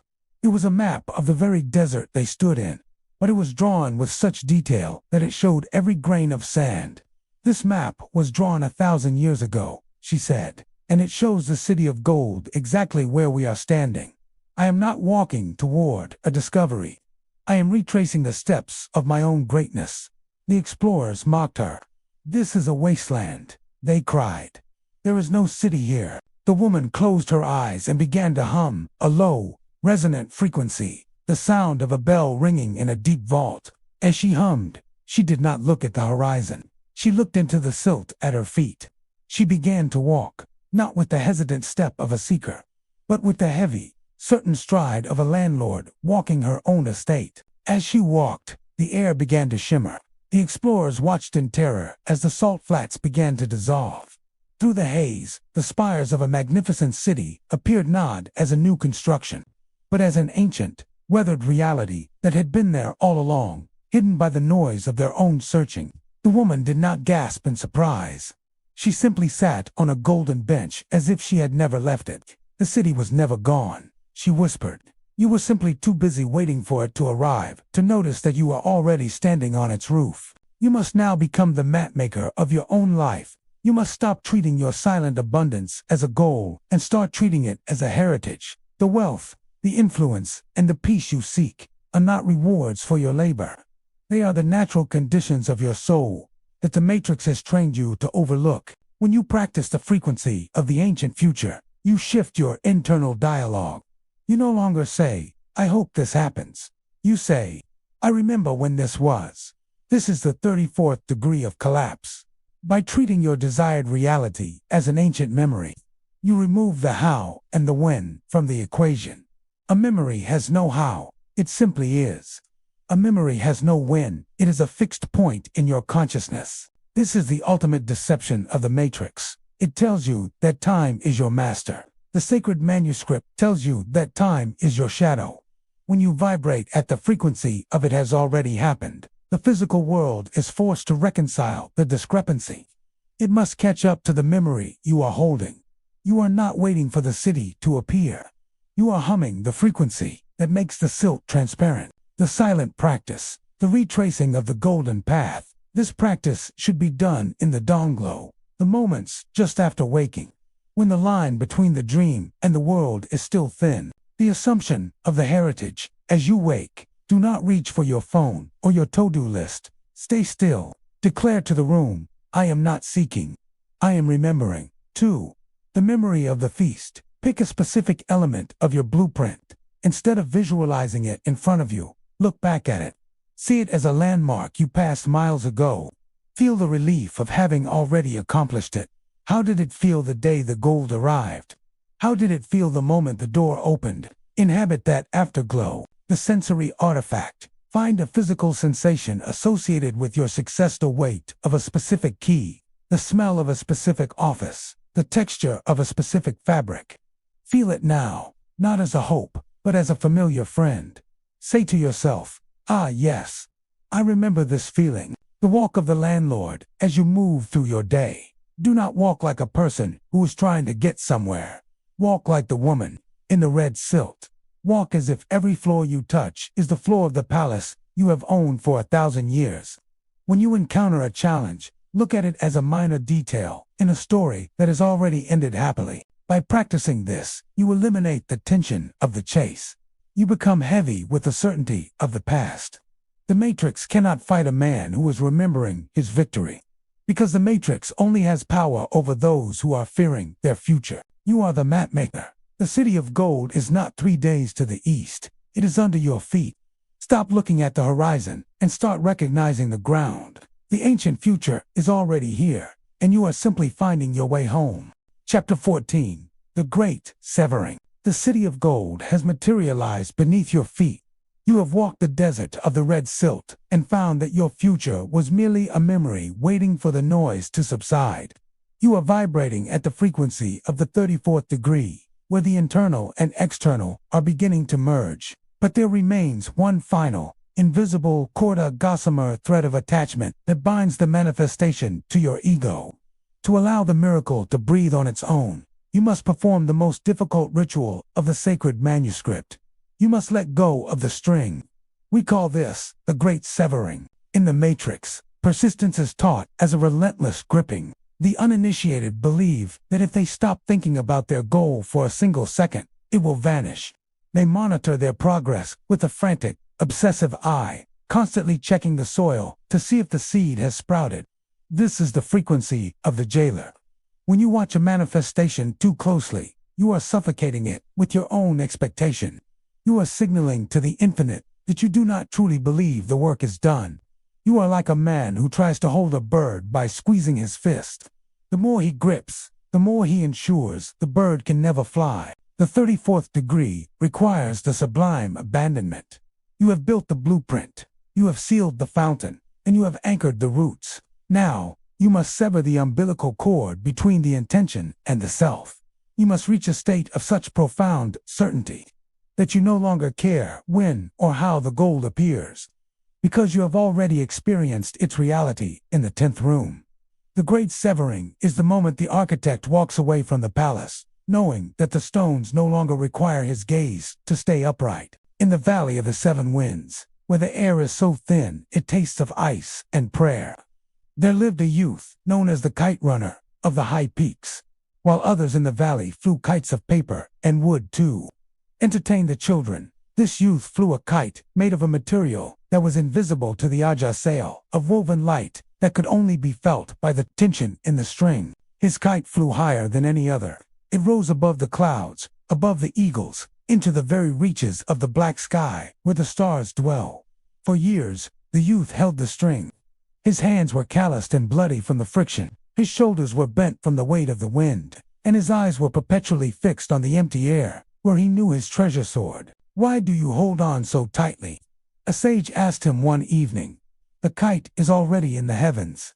You have guided it to the edge of the world. What more can your hands do for it?" "If I let go," the youth gasped, "it will fall. If I lose the tension, the light will vanish, and I will be left with nothing but an empty hand." The sage smiled and took a small, sharp flint from his robe.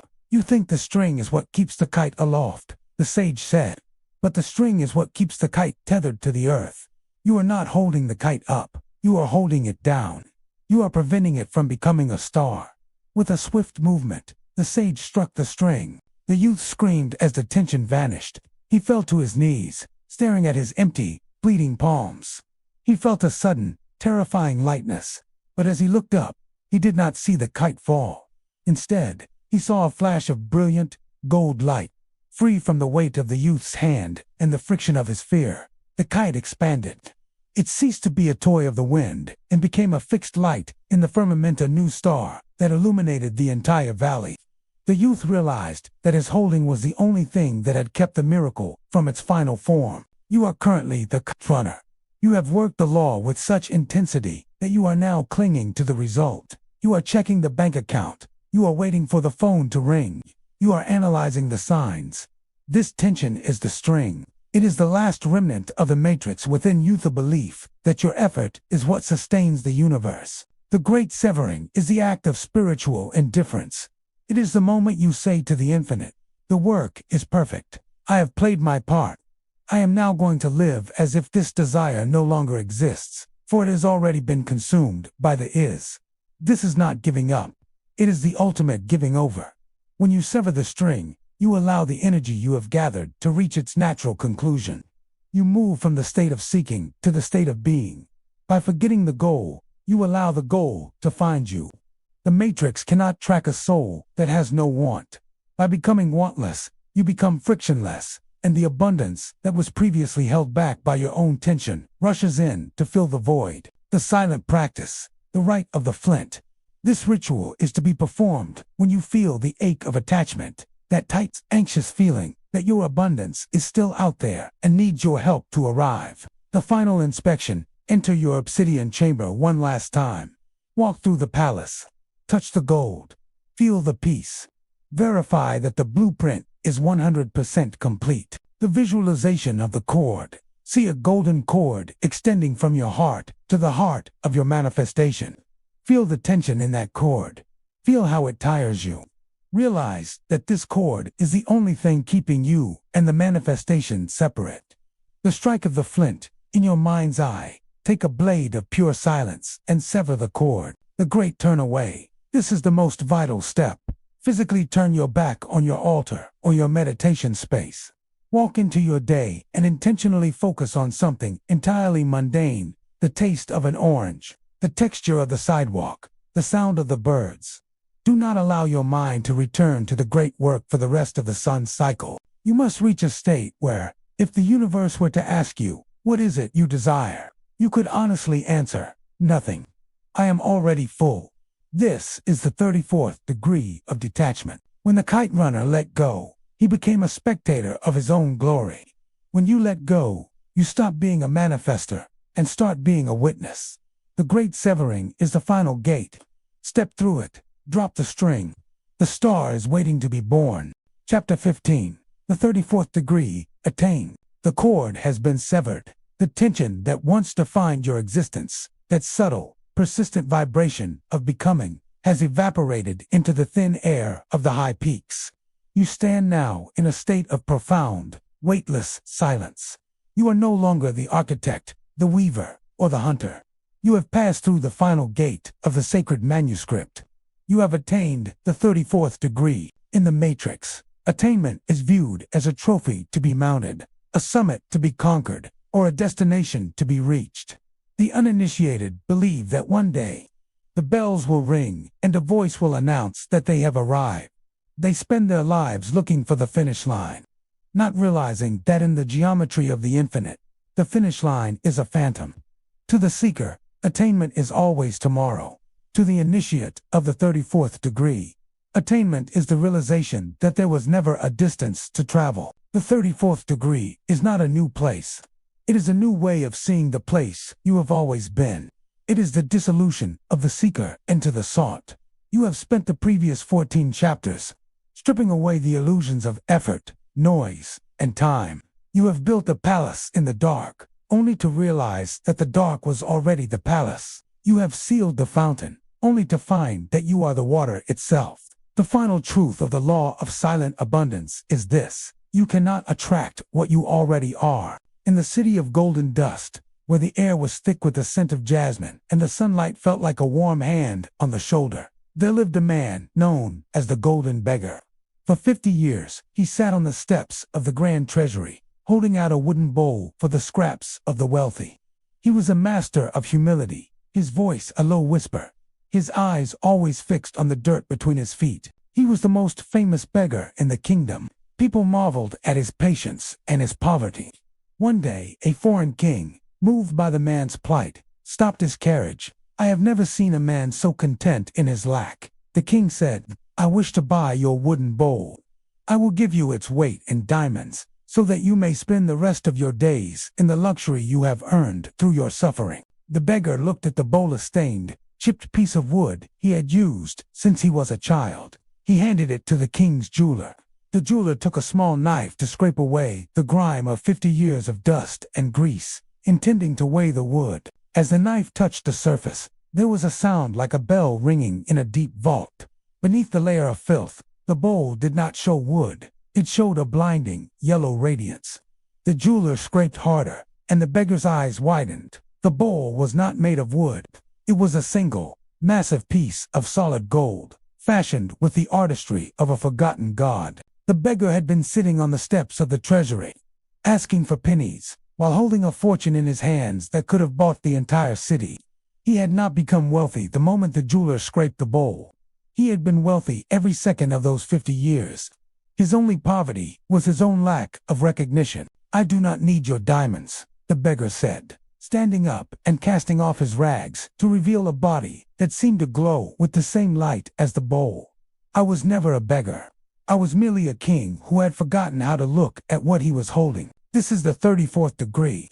It is the scraping of the bowl. You have been taught by the matrix to believe that you are a wooden vessel, empty, fragile, and dependent on the handouts of the external world.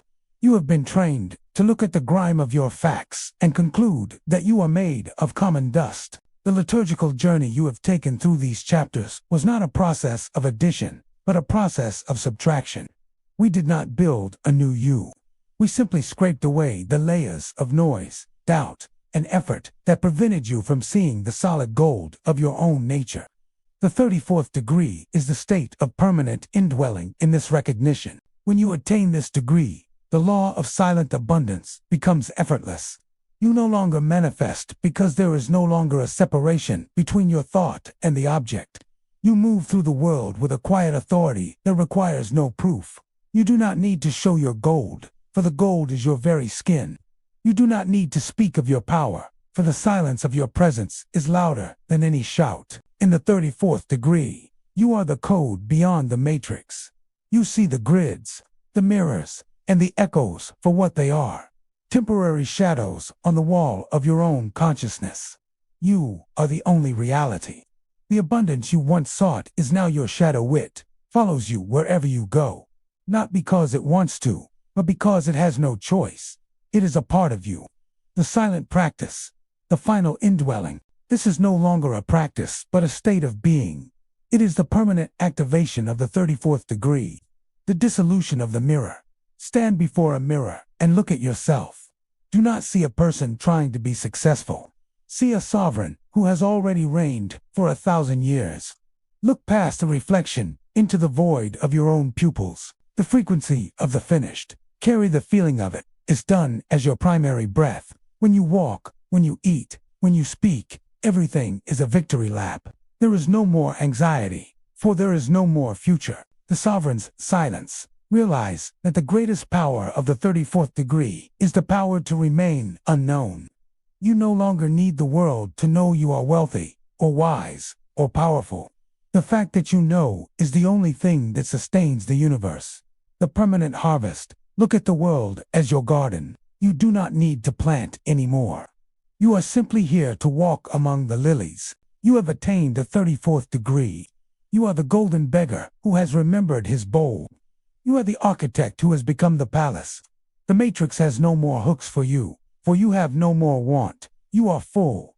You are silent. You are abundant. The manuscript is nearly closed, but before the seal is set, there is one final ceremony to ensure the frequency never fades. The closing ceremony, the vow of the unbroken seal. The manuscript is complete. The 15 chambers of the 34th degree have been traversed, and you stand now at the final threshold, the exit that leads back into the world, yet leaves you forever changed. The light of the 10th room is now folded within your chest, and the iron roots of the deep-rooted cedar are the very structure of your spine. But as you prepare to re-enter the matrix of success, the world of noise, and the marketplace of echoes, you must perform the final metaphysical sealing. The gold you have discovered is a living frequency, and like the glass of the silent spinner, it remains fragile in the presence of the uninitiated. To maintain the 34th degree, you must commit to the absolute law of silence. You must take the vow of the unbroken seal. In the 34th degree, to speak of the source of your power is to invite the world to drain it. To explain your method is to allow the skepticism of others to act as a parasite on your results. You must move through the world as a phantom of prosperity, visible in your excellence, but invisible in your origin. In the ancient city of the alchemists, there lived a master known as the Silent Alchemist, while his peers spent their lives in public laboratories, surrounded by bubbling beakers and the smell of sulfur, shouting to the crowds that they were seconds away from the transmutation of lead. This man lived in a house with no chimney and no windows. He never claimed to be an alchemist. In fact, he told the world he was merely a painter of sunsets. He would sit in the town square with a simple brush and a pot of pigment, painting the sky as the sun dipped below the horizon. The people loved his paintings, for the colors seemed to glow with a light that was not of this world. "How do you find such gold for your brush?" they asked him. "The gold in your paintings looks more real than the coins in our pockets. It is merely a trick of the light." He would smile, his eyes fixed on the clouds. He lived in a modest house, ate simple food, and spoke with a hushed, gentle voice. He never sought fame, yet fame followed him. He never sought wealth, yet gold seemed to accumulate in his coffers, as if the very dust of his floor was transmuting itself when he wasn't looking. One night, on his deathbed, his only apprentice leaned in and whispered, "Master, now that you are leaving, tell me the secret. How did you do it? How did you turn the lead of this common life into the gold of your reality?" The silent alchemist opened his eyes for the last time. He did not point to a book or a formula. He took a single golden coin, the purest gold the world had ever seen, and placed it on his own tongue. He bit down, sealing his lips forever. He died with the gold inside him, unshared, unspoken, and therefore eternal. He knew that the moment he explained the light would become common. He chose to remain the mystery, and in doing so, he became the law. You are now the painter of sunsets. The world will see your results. They will see the gold in your paintings, the abundance in your life, the peace in your home, the authority in your presence. They will ask you how you did it. They will ask for your strategy, your mentors, and your tips. You must smile. You must be kind. And you must say nothing. The vow of the unbroken zeal is your protection. When you refuse to explain your abundance, you keep the pressure within the sealed fountain at the 34th degree. You remain a frequency of 1. By keeping the source of your success a secret between you and the infinite, you ensure that no human doubt can ever touch its roots. You are not being selfish. You are being sacred. The final act, the sealing of the manuscript, the internal recitation. Place your hand over your heart, over the vault you built in the invocation. Say to yourself, the treasure is mine. The source is secret. The seal is unbroken. The dissolution of the words. As you finish this audio, visualize the words you have heard, turning into liquid light and being absorbed into your blood. They are no longer instructions. They are now your DNA. The return to the mask. Step back into your day, with your burlap of normalcy with a hidden smile. Perform your duties with excellence, but keep your 34th degree self tucked away in the obsidian chamber of your soul. You are the sovereign of the silent abundance. You have the gold on your tongue. Walk through the matrix as if you are a guest in a world you have already outgrown. Be the mystery. Be the light. Be the silence. The ceremony is ended. The law is in effect.